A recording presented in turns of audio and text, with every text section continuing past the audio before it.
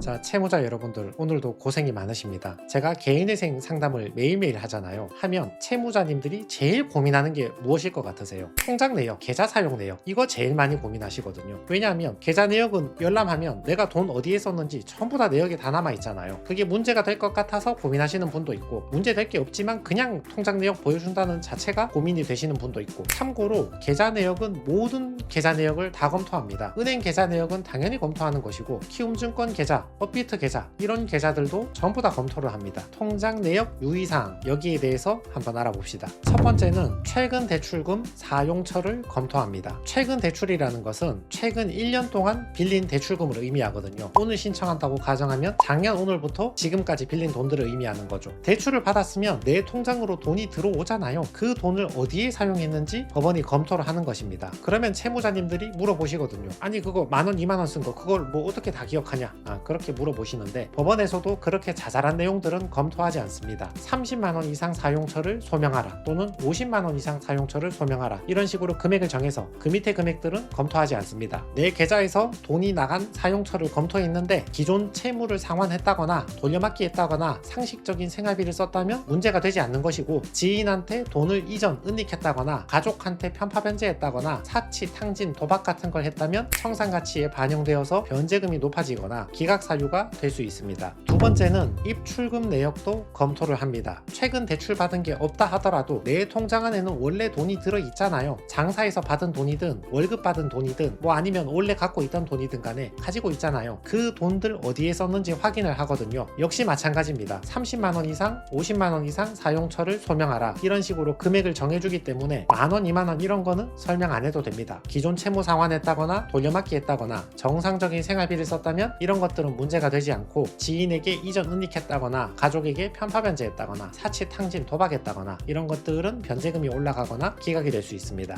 주의사항은 항상 들어온 것보다 나간 게 중요합니다. 들어온 돈 같은 경우는 채권자를 침해할 가능성이 적잖아요. 내 재산이 늘어난 거니까. 그렇지만 나간 돈 같은 경우는 은행에 충분히 변제할 만한 돈이 있었음에도 불구하고 왜 변제 안 하고 저런 데 썼나, 이게 문제가 될 수 있기 때문에 항상 들어온 것보다 나간 것에 대해서 주의를 많이 해보시기 바랍니다. 세 번째는 최근 취업한 사람들의 소득 확인도 계좌 내역을 통해서 이루어집니다. 지금 다니는 직장을 몇 년 동안 다니신 분들 있죠. 그런 분들은 별 문제가 안 되겠죠. 근데 최근에 방금 취업했다, 예를 들어서 26년 6월 1일에 취업하고 26년 6월 2일에 개인회생을 바로 신청했다, 이런 사람은 가짜 직장인지 진짜 직장인지 확인이 안 되잖아요. 그러니까 개인회생 재판을 진행하면서 6월 말에 월급 받는지 계좌 내역을 확인하고, 7월 말에도 월급 받는지 계좌 내역을 확인하고, 8월 달에도 월급 받는지 계좌 내역을 확인하는 겁니다. 그래서 계좌에 월급이 계속 들어오고 있다, 이러면 진짜 직장이니까 통과를 하는 것이고, 근로계약서만 제출했지 월급이 들어오지 않는다, 이러면 가짜 직장이니까 기각이 될 수 있는 거죠. 주의사항은 최근에 취업한 사람은 최근에 퇴직했을 가능성도 높잖아요. 그러면 퇴직금 받은 거 그거 어디 썼나, 이것도 계좌 내역을 보고 확인을 합니다. 네 번째는 자영업자의 소득 금액도 계좌 내역을 통해서 확인을 합니다. 자영업자나 프리랜서나 보험 설계사, 학습지 영업하시는 분들, 이런 분들 같은 경우는 소득이 일정하지가 않잖아요. 그리고 소득을 내 통장으로 받았다 하더라도 그걸로 끝이 아니잖아요. 뭐 비용도 써야 되잖아요. 월세도 내야 되고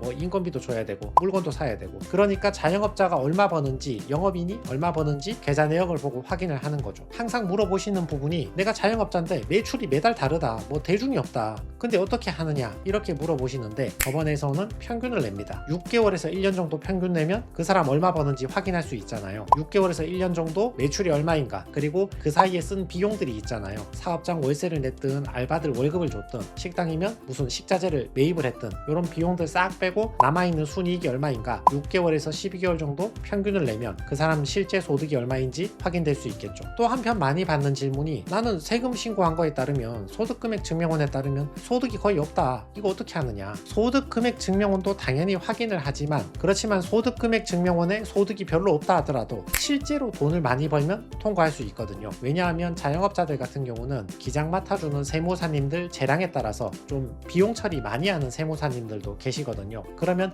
실제로는 한 달에 200-300 이상 남았는데 순이익이 거의 없다, 이렇게 소득 금액을 신고하시는 분들도 있단 말이죠. 그러니까 세금 신고한 것도 참고는 하지만 내 계좌 내역, 통장 내역을 확인해보고 실제로 버는 돈이 있다, 실제로 남는 돈이 있다, 그러면 이건 소득이 있는 거니까 이런 사람들은 개인회생을 통과할 수 있는 거죠. 다섯 번째 번째는 통장 내역을 보고 카드 깡도 확인을 합니다. 예를 들어서 채무자가 대출이 막히면 내가 아는 형님 가게에 가서 내 신용카드로 결제를 하고 수수료 50만원 떼주고 나머지 950만원을 내 계좌로 돌려받잖아요. 또는 대출을 알아보려고 전화했는데 그 업체에서 대출은 안 되는데 카드 결제 좀 해라. 그러면 대출처럼 돈을 돌려주겠다. 이런 권유를 받는 경우도 있죠. 그러면 그 950만원이 내 계좌로 돌아왔잖아요. 그거 어디에 썼는지 계좌 내역을 보고 확인을 하는 겁니다. 역시 기존 채무를 상환했다거나 정상적인 생활비를 썼다면 별 문제가 없는 것이고, 사치 탕진했다거나 현금으로 출금했는데 어디에 썼는지 소명을 못한다거나 이런 경우에는 변제금이 높아지거나 기각이 될 수 있는 거죠. 관련해서 자주 받는 질문이, 아니 나 솔직히 카드깡 했는데 이것 때문에 구속되는 거 아닌가, 고발되는 거 아닌가, 이렇게 걱정하시는 분이 있는데, 뭐 법적으로 엄격히 따지고 보자면 탈법이나 불법이 맞긴 하죠. 그렇지만 회생법원이 이거를 수사할 권한이 있는 건 아니고요. 법원이지 수사기관이 아니잖아요. 그리고 회생법원이 경찰서에 전화해서 이걸 직권으로 고발하는 것도 아직까지는 한 번도 본 적이 없습니다. 아주 정도가 심하지 않다면 알면서 봐주는 거죠. 얼마나 힘들었으면 카드깡에서 돈을 빌렸을까, 결국은 어디에 썼나, 사용처를 계좌 내역을 통해서 확인을 하는 거죠. 또 한편 자주 받는 질문이, 카드깡이 있으면 무조건 기각이 됩니까? 이렇게 물어보시는데, 중요한 것은 카드깡이 있냐 없냐가 아니라 카드깡에서 수수료 떼고 돌려받은 950만원 그거 어디에 썼나, 사용처를 확인하는 것입니다. 여섯 번째는 주식 계좌, 코인 계좌도 확인을 합니다. 키움증권 계좌, NH증권 계좌, 업비트 계좌, 비선 계좌, 이런 것들도 전부 다 법원에 제출을 해야 되거든요. 그러면 또 물어보시겠죠. 아니 서울, 수원, 부산은 무슨 뭐 주식 코인 탕진해도 청산가치 제외라면서요. 맞습니다. 주식 코인 탕진해도 청산가치는 제외인데, 탕진한 거 말고 계좌에 뭐 얼마라도 남아있을 거 아니에요. 100% 싹 탕진했다면 관계가 없지만 1억을 탕진했어도 내 주식 계좌, 코인 계좌 잔액이 500만원 남아있을 수 있잖아요. 그러면 그 500만원은 나의 재산이니까 나의 청산가치에 들어와야 되니까 잔액이 얼마 있는지 증권계좌, 업비트 계좌를 보고 확인을 하는 거죠. 자, 그래서 개인회생을 신청하면 계좌 내역, 통장 내역 털릴까봐 너무 걱정된다 하시는 분들은 오늘 내용을 참고하시고 너무 큰 걱정은